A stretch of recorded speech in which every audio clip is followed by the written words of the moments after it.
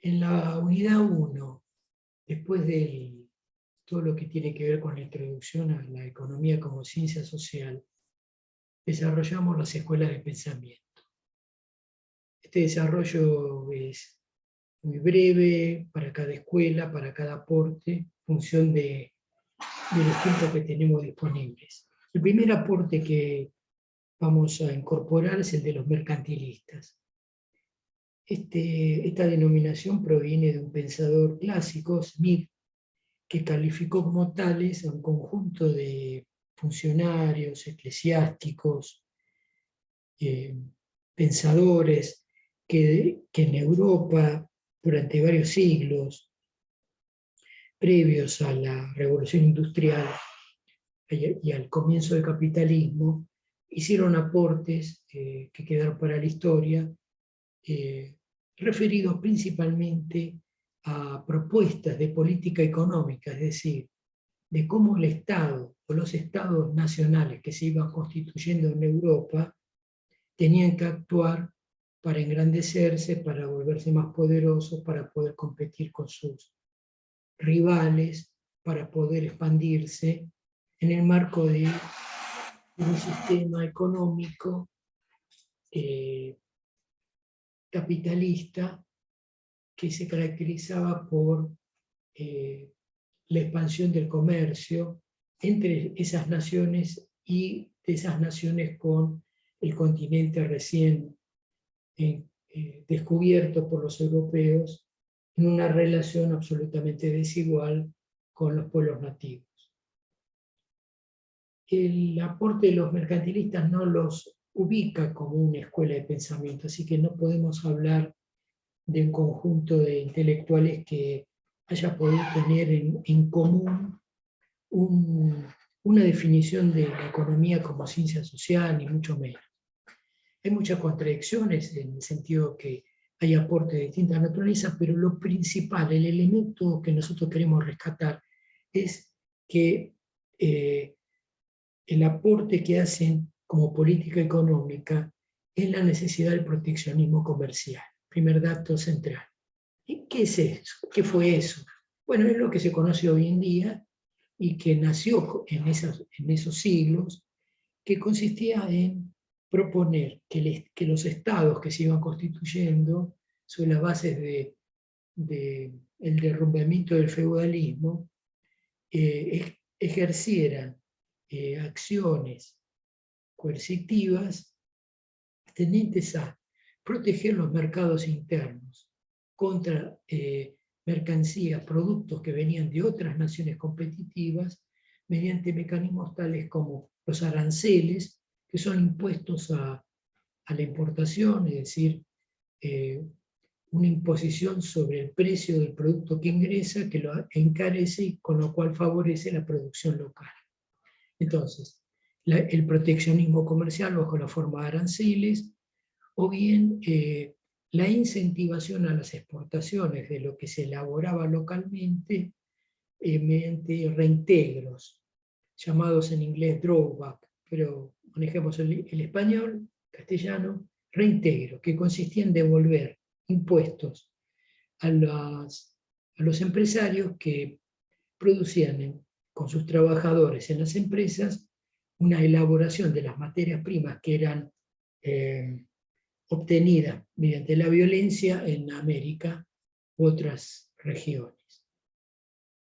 Entonces el proteccionismo comercial es uno de los ejes de la mayor parte de estos pensadores que buscaban con ello apuntar a lo que consideraban el factor fundamental para el engrandecimiento de esas naciones, que era la acumulación de riqueza que tenía la forma de metales preciosos, oro y plata.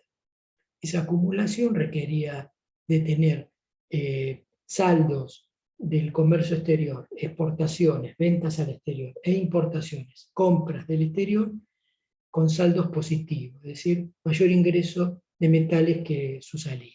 Este es el eje central. Y defendían esta idea de la acumulación de oro y plata como base de la riqueza y el engrandecimiento de esos estados, porque en realidad lo que estaban defendiendo junto a ello era sus propios intereses económicos, los intereses de la clase mercantil, que era la que impulsaba el surgimiento y la expansión del capitalismo de aquel entonces, de aquellos siglos. Otro de los aportes tiene que ver justamente, como se trataba de acumular riquezas, tuvo que ver con el dinero, las formas que el dinero fue tomando y las funciones que el dinero ejercía, empezó a ejercer.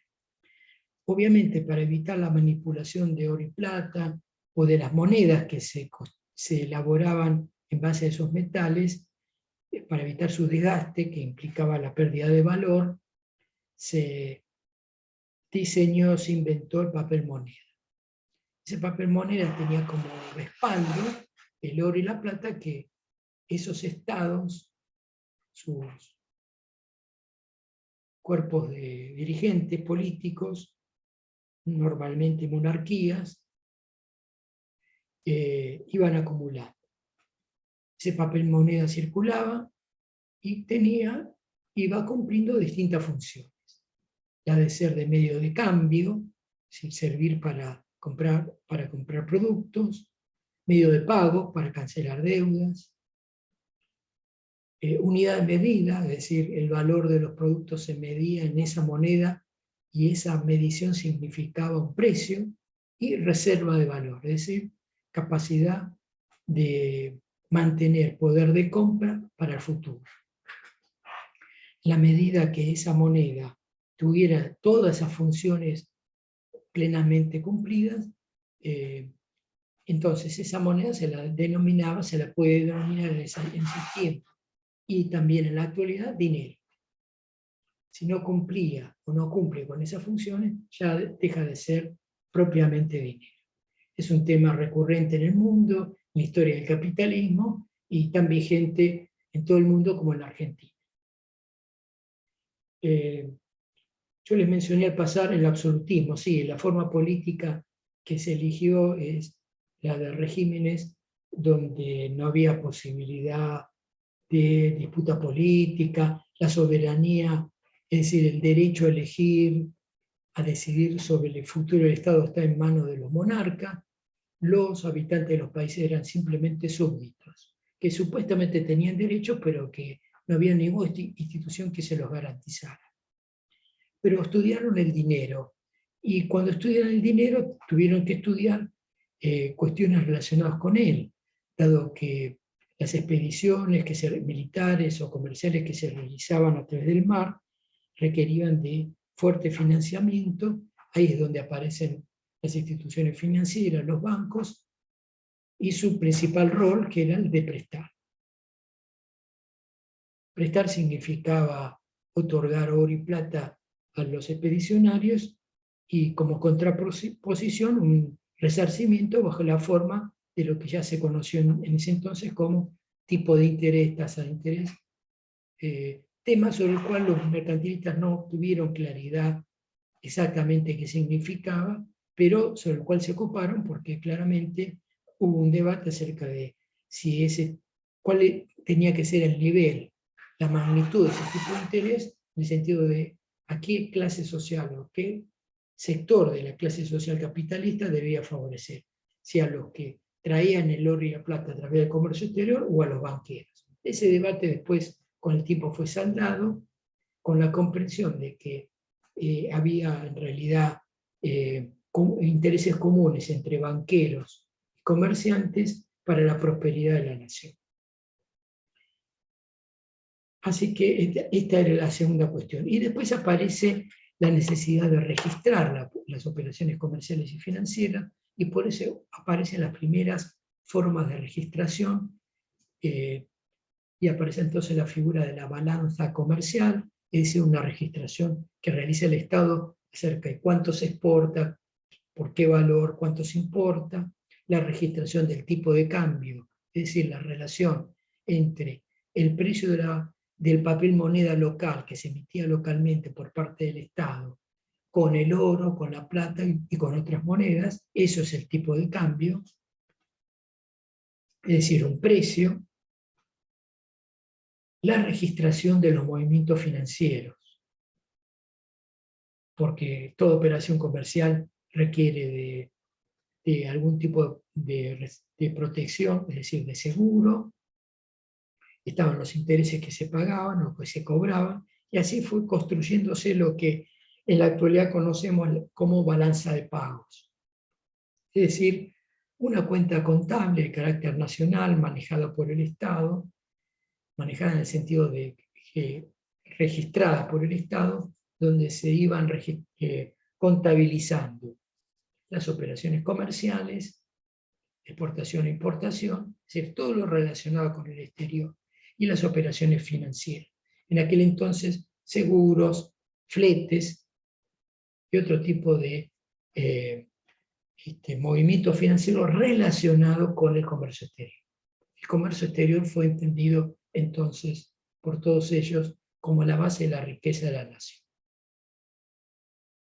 Y ahí el aporte y sus limitaciones. En ese periodo histórico nació una escuela de pensamiento, la primera escuela, podríamos decir, en Francia, los fisiócratas. La fisiocracia significaba amor a la naturaleza. Fue un grupo de intelectuales que más o menos se desarrolló en los últimos 30 años previos a 1789, la Revolución Francesa, que terminó con el régimen monárquico y construyó la República. Los fisiócratas eran un grupo de pensadores liderados por un intelectual con distintas formaciones, muy cercano al poder de aquel entonces, al poder monárquico, que aportó él y sus seguidores novedades que quedaron para la historia. En primer lugar, descartan que el comercio sea la base de la riqueza y le asignan a la producción, es decir, a la transformación realizada por el ser humano, la capacidad de crear valor, es decir, crear riqueza en realidad. No usemos la palabra valor todavía. Crear más riqueza de la que ya existía, a través de la transformación. Este es un aporte clave, que hoy ya lo tenemos asimilado, pero que a veces conviene siempre rescatar. La producción es la base de la riqueza. Y en ese proceso de producción, la limitación que tuvieron los fisiócratas fue que sostuvieron que la única actividad productiva que aportaba realmente incremento a la riqueza era la agricultura. Especialmente la agricultura capitalista que se iba implantando en Francia, que a diferencia de la forma feudal, no tenía esclavos, siervos, sino obreros agrícolas que producían a cambio de un salario, pero que tenían la libertad de morirse de hambre o movilizarse de una tierra a otra para conchabarse con algún nuevo propietario de la tierra. La única actividad productiva y por lo tanto la única clase reconocida como productiva por los fisiócratas era la clase de los agricultores, mientras que a la clase industrial, proceso que todavía no había tenido suficiente desarrollo en Francia, como después lo tendría en Gran Bretaña, se le caracterizaba como una clase estéril, no porque no fuera necesaria la transformación de las materias primas en productos finales para el consumo, sino porque no observaban en esa actividad la creación de mayor riqueza. Esa fue la limitación, una de sus limitaciones. Pero tuvieron dos aportes interesantes. Uno, registraron por primera vez en una expresión que ustedes pueden encontrar googleando en internet, en castellano, la tabla económica, la comprensión de que todas las clases sociales y por lo tanto todas las actividades económicas, productivas o no, comerciales, lo que fuere, relacionan a los individuos entre sí. Es decir, que en este sistema que ya se va implantando en Francia y a nivel mundial, del capitalismo comercial primero e industrial después, nadie está afuera. No hay clase social, grupo económico, individuos que pueden considerar que viven de sí mismos y que no dependen de los demás. Esa es una vulgaridad que a veces lo escuchamos en nuestro mundo, en nuestra sociedad, y que es una tontería. Imagínense que ya en el siglo XVIII ya fue destruida esta concepción vulgar, tonta, según la cual uno se salva solo. El capitalismo, nadie se salva solo, todos dependemos de los demás, y a medida que el capitalismo se fue desarrollando, esto cada vez fue más intenso, más indudable. Es un signo de inteligencia comprender eso. Entonces la tabla económica mostró de una manera burda, con algunas limitaciones, porque no llegaron a comprender que la actividad económica continúa y por lo tanto nunca parte de una etapa sin acumulación, sino que la acumulación de riqueza le da la posibilidad a la actividad económica de partir de una base superior, pero aportaron esta idea clave, la tabla económica, la circulación de la renta, para decirlo en términos de los capítulos que vamos a ver después. Y la otra idea fue el problema de los impuestos, es decir, de la recaudación que todo Estado necesita y que impone, de ahí la palabra, a los súbditos en aquel entonces para poder sostener su actividad, la que fuese. El hambre que producía la recaudación en los campesinos, la recaudación basada en la extracción de dinero o de granos para sostener al Estado, fue visto por los fisiócratas como un mecanismo de exacción que violentaba la posibilidad del crecimiento capitalista de Francia. Y por eso se atrevieron a proponer que todo ese tipo de recaudación fuera reemplazado por un impuesto único a la renta de la tierra. ¿Qué es la renta de la tierra? Es el excedente, lo que le queda al propietario de la tierra a partir de que el campesino que alquila esa tierra produce en esa tierra y la vende. De esa obtención que le queda al campesino, una parte quedaba para el terrateniente. Ese alquiler lo llamamos renta. Y esa renta en aquel entonces era la fuente de vida, de sostenimiento y de placeres de la clase que poseía el poder, es decir, del rey y su séquito, de su familia, la monarquía, y de la institución que en aquel entonces tenía la propiedad de la mayor parte de las tierras, que era la Iglesia Católica Romana, Apostólica Romana. Por supuesto, este planteo no prosperó porque nadie quiere entregar parte de su riqueza alegremente, voluntariamente. Y bueno, después la historia castigó esa falta de visión por parte de las clases poseedoras con la revolución y la democrática aniquilación de toda esa clase dirigente. Surgimiento de una nueva sociedad, la república, con una nueva clase dirigente, la burguesía, y otras clases subordinadas. Pero donde la economía adquiere un estatus de ciencia social, tal cual lo describimos en su momento, es con los clásicos y especialmente con un pensador de origen escocés, que originalmente no fue un economista, sino filósofo, incluso potencialmente sacerdote, Adam Smith. Creo que es su obra más conocida, pero tuvo otras que vamos a algunos capítulos a incorporar para vuestra lectura, o bien a través de textos que hacen referencia a él, para hacer más liviana la lectura, porque se trata del inglés antiguo, 1776, traducido al castellano. Smith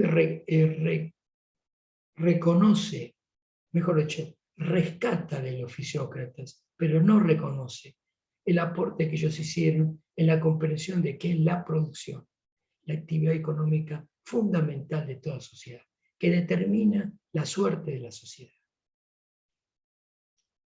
Por supuesto que hay otras actividades que acompañan a la producción. Justamente, en la producción se determina la suerte de las clases sociales. Smith hace un análisis, podríamos decir en términos modernos, clasista de la economía, en el sentido de que no todos somos iguales, todos jugamos papeles en materia económica distintos. Están los capitalistas o burgueses, como se les llamaba, que eran los propietarios de los medios de producción, es decir, de las fábricas, de las empresas donde se producía, se transformaban las materias primas, y que apropiaban de un beneficio, de un excedente que se obtenía en el proceso de producción y que se realizaba, es decir, que se concretaba cuando esa producción entraba en el proceso de circulación, es decir, en el proceso en el cual el producto llega hasta el consumidor. Entre esas dos etapas, producción y consumo, por parte de los consumidores, se da otro proceso, que es el proceso de distribución, que Smith analiza concienzudamente y extensamente, que consiste en que cada clase social que participó se queda con una parte, o se apropia, según el caso, de una parte de lo que se produjo. Y entonces, los capitalistas, por el solo hecho de ser propietarios de los medios de producción, se quedan con un excedente, con una parte de esa torta que denominamos beneficio, utilidad, ganancia, y que no guarda relación con el trabajo que él realiza en la empresa, sino que guarda relación con el tamaño del capital, es decir, de los recursos financieros que pone en la producción. Otra parte queda para los que transforman mediante el trabajo esas materias primas o insumos, que son los trabajadores o la clase trabajadora, cuya retribución denominamos desde tiempos inmemoriales, antes que existiera Smith, salario. Dado que la primera forma de retribuir a los trabajadores en la historia de la humanidad era sal. Una tercera clase que interviene en el proceso productivo, que sobreviene y que continúa existiendo, es la clase terrateniente. Esta es la tercera clase que identifica Smith, son los propietarios de la tierra. Sobre ellos tiene una particular análisis, porque Smith lo observa como una clase social parasitaria, que no aporta trabajo en la medida que solamente sea propietaria y no invierta en la tierra recursos financieros para mejorar la producción, y que obtiene un resarcimiento que denominamos renta a la tierra. Esa forma de analizar la renta a la tierra luego se conoció con el nombre de renta absoluta, y consistió, según Smith, en una precio monopolio, es decir, una obtención de un resarcimiento o de un ingreso gracias a ser propietario, y que es mayor cuanto más fértil sea esa tierra y menor cuanto menos fértil. Esa clase social, por supuesto, cuanto más renta obtiene, mejor para ella, y entonces cómo se obtiene más renta, entre otras cosas, con el encarecimiento de los precios, el encarecimiento de los productos que la tierra produce, que se obtienen de la tierra. Por lo tanto, digamos que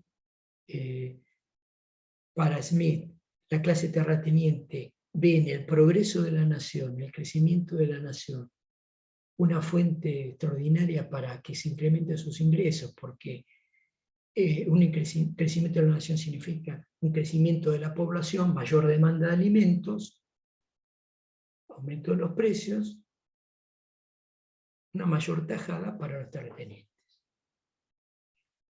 Los trabajadores los ve recibiendo ese salario a nivel de subsistencia, no los ve con la posibilidad de ascenso social bajo ningún punto de vista, nacen, viven y mueren como tales, en condiciones paupérrimas que determina que solo pueden mejorar, no a través de la violencia, dice Smith, sino y de la organización, de sindicatos, sino a través del progreso de la nación. Porque a la medida que progrese la nación, hay más demanda de trabajo que oferta de trabajo, los salarios suben. Hasta un cierto nivel que a veces permite durante mucho tiempo estar viviendo con un salario por encima del nivel de subsistencia, lo que hoy conocemos como costo de la canasta familiar. Y la burguesía obteniendo beneficios que, como les dije, dependen de la magnitud del capital, no de su trabajo. Lo explica largamente. Smith, en todo su análisis extraordinario, diferencia el concepto de precio del concepto de valor. Claramente aparece el concepto de valor como una denominación del trabajo que fue incorporado, realizado para la obtención del producto que es consumido, de la manufactura, que se constituye con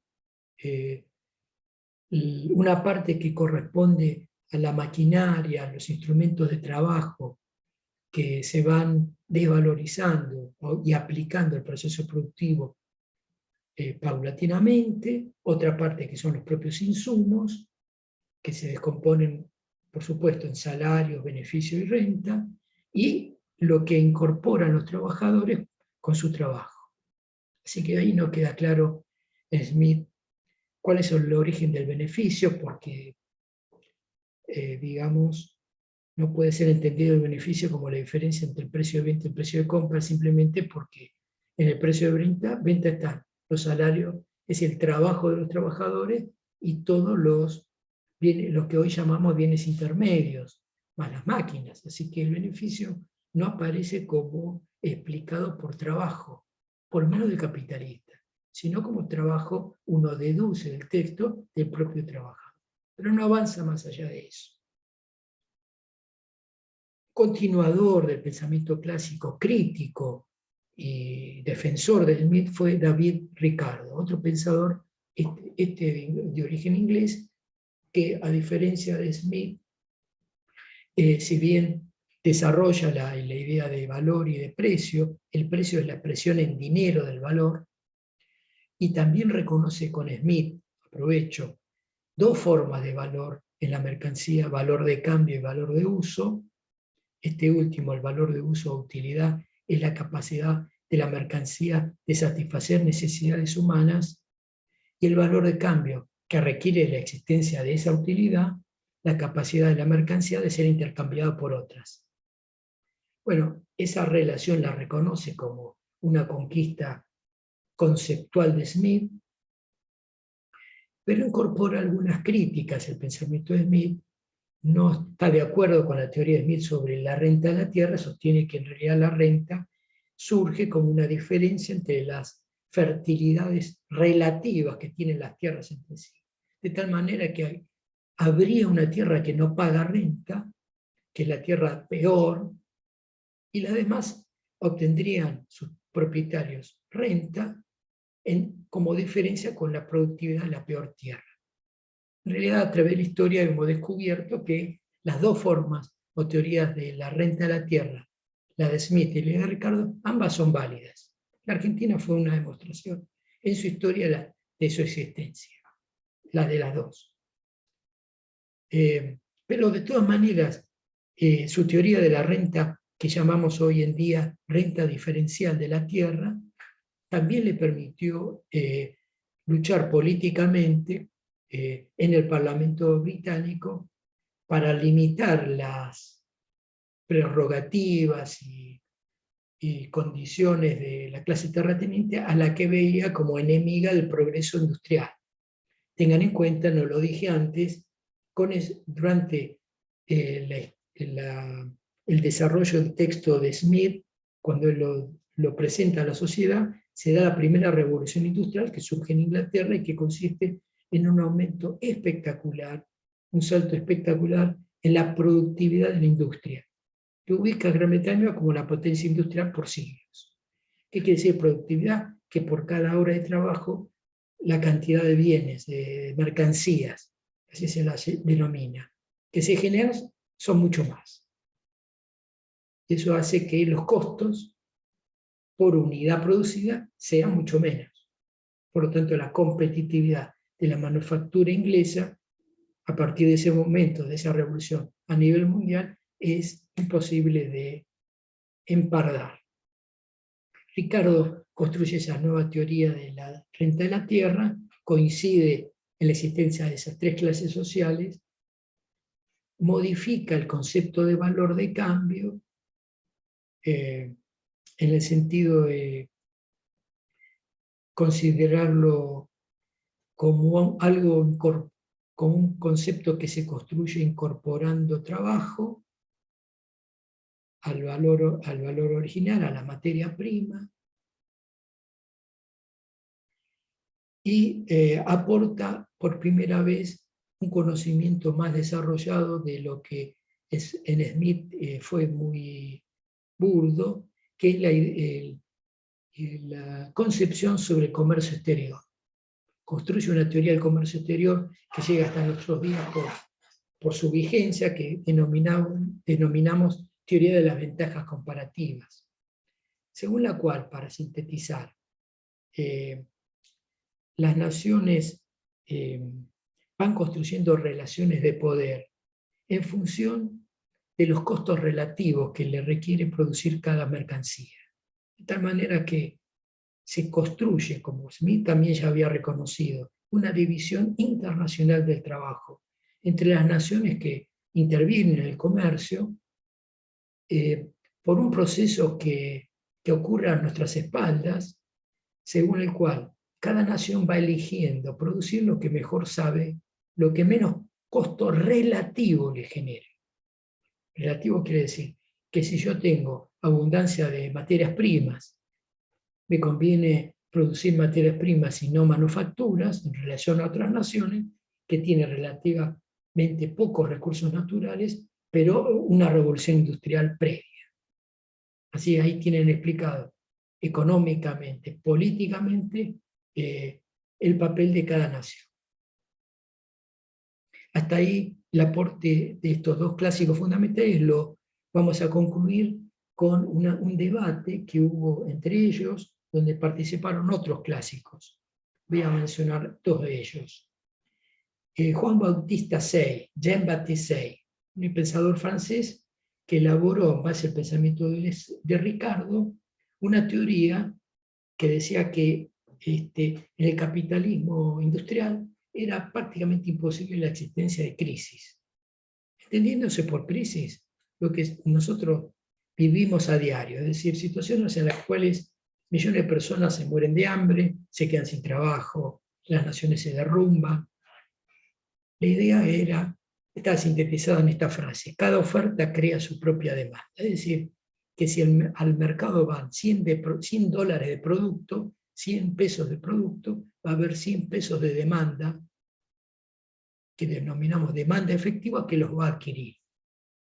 Esta fue una ilusión de Say que la vida demostró errónea, pero es una teoría que prevaleció en la teoría económica y en el discurso de las naciones para sostener esencialmente la idea de que los mercados por sí mismos resuelven los problemas, y que no es necesario una institución externa al Estado, al mercado, el Estado, para que los mercados vuelvan, luego de una crisis que afecte a alguno u otro mercado, volver a la normalidad. En ese debate participó un clérigo que se llamó Thomas Malthus, que, preocupado por la pobreza que generaba el capitalismo, sostuvo, por el contrario, sus grandes dudas acerca de esa ley de Say, porque observaba en la realidad que el capitalismo engendraba pobreza y desigualdad, y elaboró una teoría sobre la pobreza, según la cual la tendencia del capitalismo y de la sociedad era a crear más oferta de trabajo en mano de obra que demanda, y por lo tanto la tendencia era hacia el empobrecimiento. Una formulación cuyo objetivo era darle a la sociedad o denunciar ante la sociedad la pobreza y la desigualdad, pero que fue mal interpretada en el siglo XX como una teoría destinada a hacer que los pobres sean más pobres. Una locura. Este fue el debate de los clásicos. Bueno, la ruptura con los clásicos se produce desde dos costados bien diferentes. Un continuador de los clásicos, Carlos Marx, elabora una nueva teoría del pensamiento, y otros también que se consideran continuadores, los neoclásicos y los austríacos, que también se plantean como continuadores, pero con planteos completamente diferentes, y que vamos a ver en otro video, para que descanse mi voz y descanse vuestras mentes. Gracias.